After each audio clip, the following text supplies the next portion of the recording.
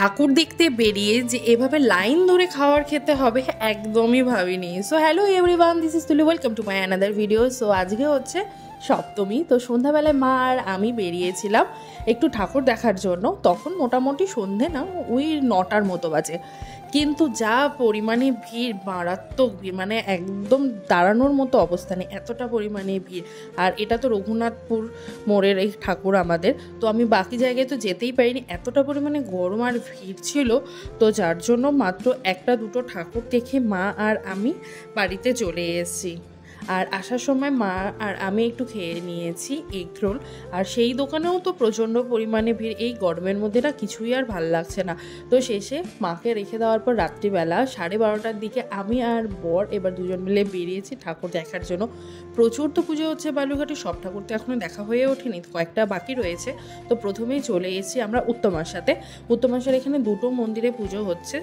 এর আগেও এখানে পুজো হয়েছে, কিন্তু এবার এখানে থিম করেছিল, যেটা হচ্ছে বাংলার হাটের থিম। মানে হাটে যেরকম সবজি বাজার বসে, সবজি চাল ডাল এগুলো নিয়ে যেমনটা বসে, সেরকমই এরকম একটা থিম ক্রিয়েট করেছে। বেশ ভালোই লাগছিল দেখতে। তো সেই মন্দিরটা আমরা এখন একটু ঘুরে নিচ্ছি। রাত্রি 12:30 পার হয়ে গেছে, তবুও কিন্তু ভিড় কমেনি, যথেষ্ট পরিমাণে ভিড় রয়েছে। আমরা তো ফাঁকা পাবো বলে এত রাতে বেরিয়েছি, কিন্তু তবুও ভিড়। আর এখানে মায়ের মুখটা ভীষণই সুন্দর করেছে, একটা ভীষণ ভালো করেছে এখানকার থিমটা। তারপর সেখান থেকে বেরিয়ে আমরা চলে এসেছি সংকেত ক্লাবে। এই ক্লাব প্রত্যেক বছরই ভীষণ ভালো থিম করে, এবারও করেছে, একদম ইউনিক করেছে।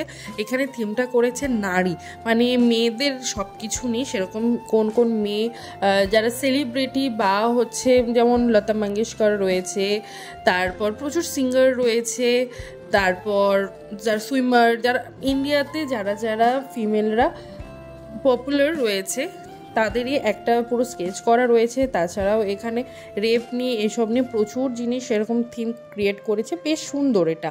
তো ভেতরেও চলে এসেছি। এখানকার দুর্গা মন্দিরটা বেশ সুন্দর করেছে, মায়ের মুখটা প্রত্যেকটা মন্দিরের মায়ের মুখ ভীষণই সুন্দর করেছে এবার। তো এই হচ্ছে বাইরের দিকটা।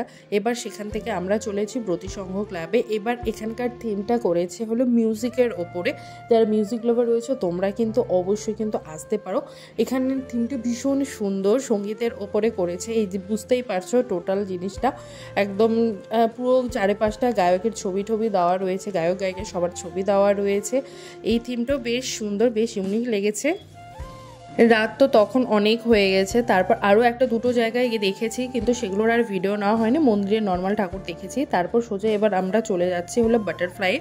এবার একটু ডিনারটা কমপ্লিট করতে হবে। রাত তো অনেক হয়ে গেছে, তবু ভিড় প্রচুর পরিমাণে, এরকম লম্বা লাইন দিতে হচ্ছে, কি আর করা যাবে। বাটারফ্লাইয়ের রান্না অলওয়েজ ভালো হয়, কিন্তু লাকিলি আমরা অনেক তাড়াতাড়ি হচ্ছে সিট পেয়েছে। জাস্ট 2 মিনিটের মতো আমাদের দাঁড়াতে হয়েছিল, কারণ দুটো সিট ফাঁকা হয়েছে। আর বাকি সামনে যারা ছিল তারা হচ্ছে গ্রুপ ওয়াইজ ছিল। তো আমরা এখানে ভেতরে চলেছি আর অর্ডার করেছিলাম হলো ক্রিসপি হানি গার্লিক চিকেন, তার বাটার নান আর হলো কড়াই কিচেন। আর বেরিয়ে একটুখানি কোল্ড ড্রিঙ্কস খেয়ে আবার আমরা ঠাকুর দেখতে স্টার্ট করে দিয়েছি। এবার আমরা চলে এসেছি এই ক্লাবটা আমার ঠিক নাম মনে নেই, গত বছরও এসেছিলাম, কিন্তু গতবারের তুলনায় এবার ভীষণ সুন্দর করেছে। তারপর সেখান থেকে চলে এসেছি বিংশ শতাব্দী ক্লাবে। এবার এখানকার থিম করেছি গিটার, এটাও মিউজিকের থিমের ওপরেই করেছে। তবে এটার ভেতরে মায়ের যে থিমটা করেছে সেটা বেশ ইউনিক লাগলো, একদম ঘটের মধ্যে মায়ের থিমটা করেছে। আই থিঙ্ক দেখলে বুঝতে পারছো বেশ সুন্দর কিন্তু এটাও। তারপর সেখান থেকে বেরিয়ে আমরা চলে এসেছি রাজ্য সমিতিতে। তখন মোটামুটি ওই রাত বেশ অনেক হয়ে গেছে, কিন্তু সব থেকে ভিড় কিন্তু এই নিউ টাউন ক্লাবে। এখানে দেখো এত রাত হওয়া সত্ত্বেও প্রচুর পরিমাণে ভিড়, কারণ এবার এখানে অপারেশন সিন্দুর করেছে। তো চলো নেক্সট ভিডিওতে দেখা হচ্ছে, টাটা বাই।